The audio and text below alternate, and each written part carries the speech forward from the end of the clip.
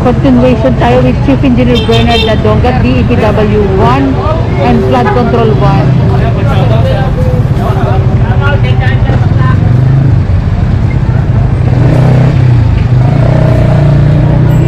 Anong lugar to, Papa? Jacinto Street.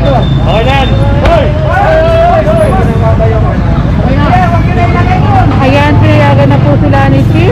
At sabi, estudyante daw po ang may-ari nito. Kaya, ayun, pinayagan po.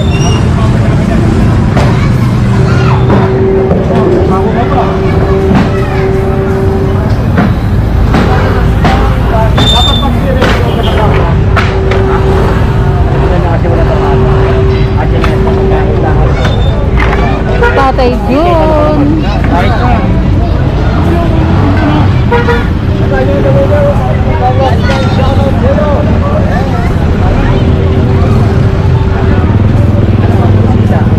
Bye, Foreman Ariel.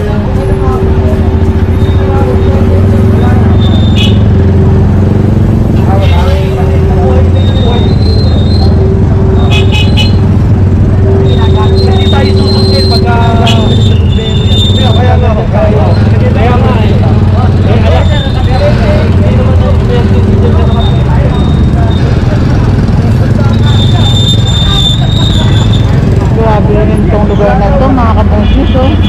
Puro tambak ng basura. At wala na rin itong dito. Drainage, nakatakip na, pero parang puro basura.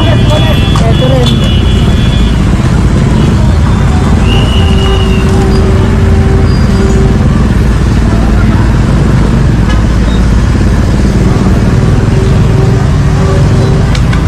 Kapag na-clearing nyo yung isang lugar, bahala na po ang ating mga barangay officials at sila na po ang mag-maintain ng lugar na kini-clearing natin sa araw-araw.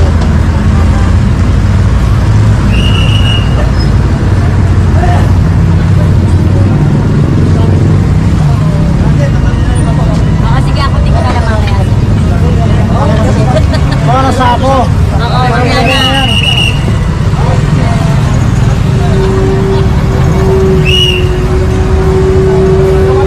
Jacinto Street po tayo.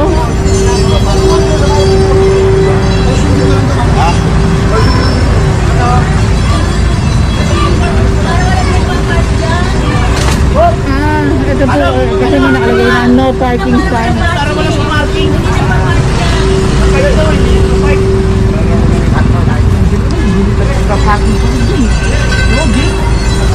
Ay, sabi nga nito sa kabla, may nagpa-parking pala din na jeep.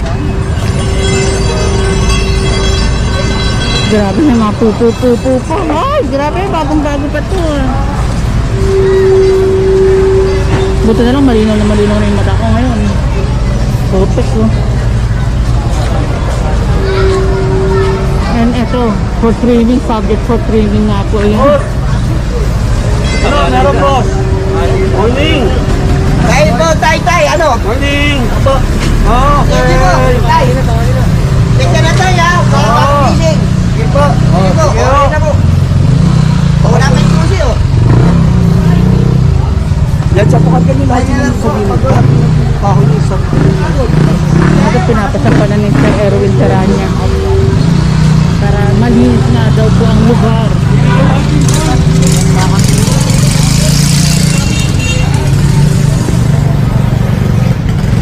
Ay, na-clearing na natin ito nung nakaraang massive clearing. Yung bagong panganak sa loob eh. Bagong panganak ko baka kagad-kagad yan. Pampo. Ano natin to? Eh, iba yun. Wala. Wala yung wala si nanay. Ilang na to eh. Sana matulungan din si nanay, DSWD. Parang kasi lang si nanay lang ang nakatira dito sa pwesto. Ay mali. Tinitirhan etong bangketa po dito.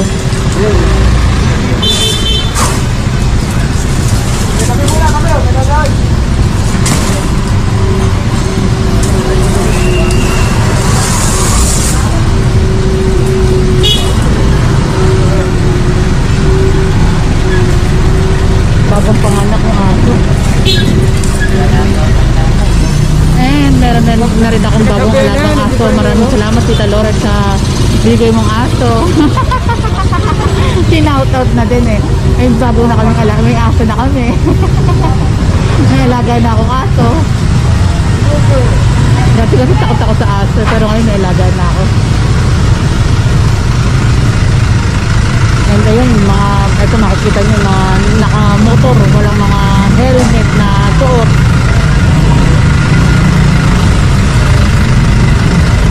Ito pa, hindi ko lang alam kung may natutulog dito.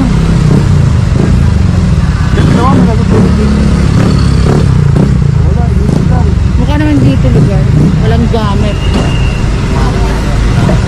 Ay, sabi nga ng tatay, lumalabas. Ito, marunong na rin ng drainage dito. Wala na palang drainage.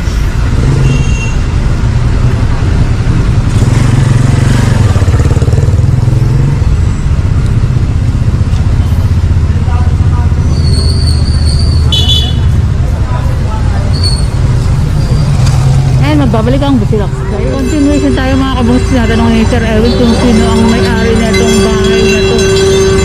Hindi ko alam kung sino yung bahay sa bangketa.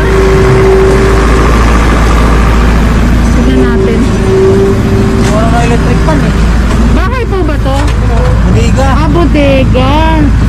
Sinarahan na lang po siguro no, sir, pero bangketa po talaga. Bodega no? Ano na electric pan? Mga gawaan. Okay.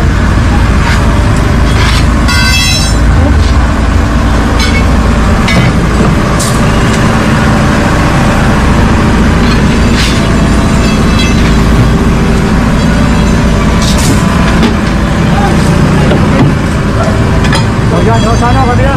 Oo, muntigang si Kuya DJ. Buto na lang. Kaya nang mapako, puro pako pa naman yun. Ito na, master na natin itong lugar na ito nung nakaraan. Pero ito pa rin po ang ating nakita. Walang bangketa na nga rin ito. Parang ginawang basurahan itong person na to.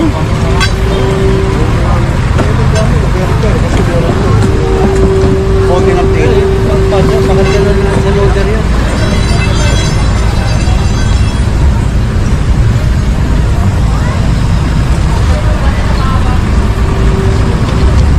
Boy Mato. Subscribe Boy Mato. Ito rin, isa na rin yata ito sa walang drainage.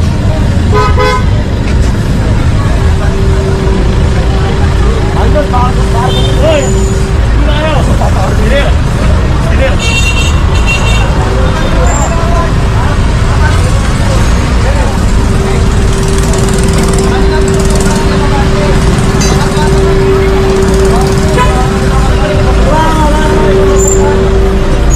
Hey! Bakit ba dyan? Lahat ba?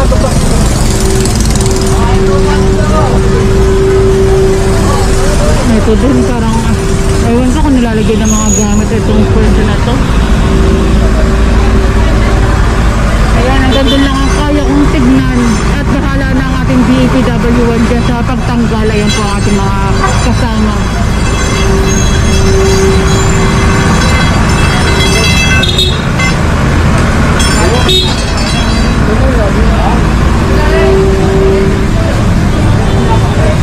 Ang hirap kung walang bangketa, tapos ito nga, puro mga sasakyan ang dumadaan.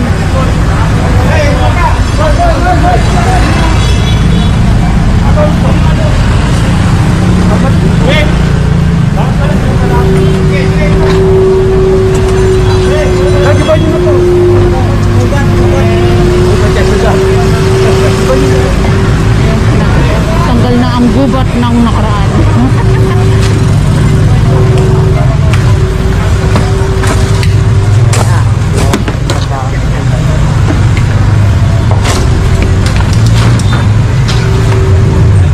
May bote pa ng alak.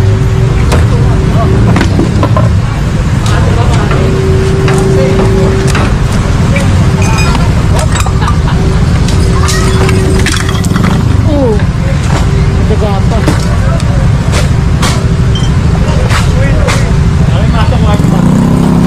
Ito.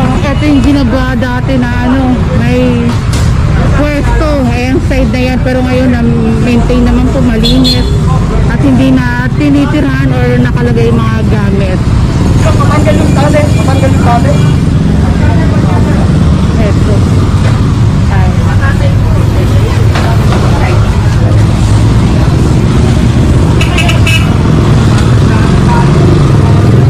Parang ano, waiting shed po ito mga kabungs para magamit nga rin po.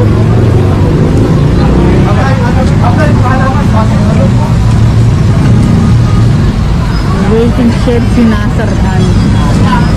Dapat para sa taong bayan nga rin po yan. Okay, malinis. Kaso parang may, ayan, aso nga. Gustuhan ng aso dahil nga ayan, ang aso may pagkain pa. Kawawa naman yung aso kung sino may ari ng aso. Puro pollution pa yung mga ano ng aso mo.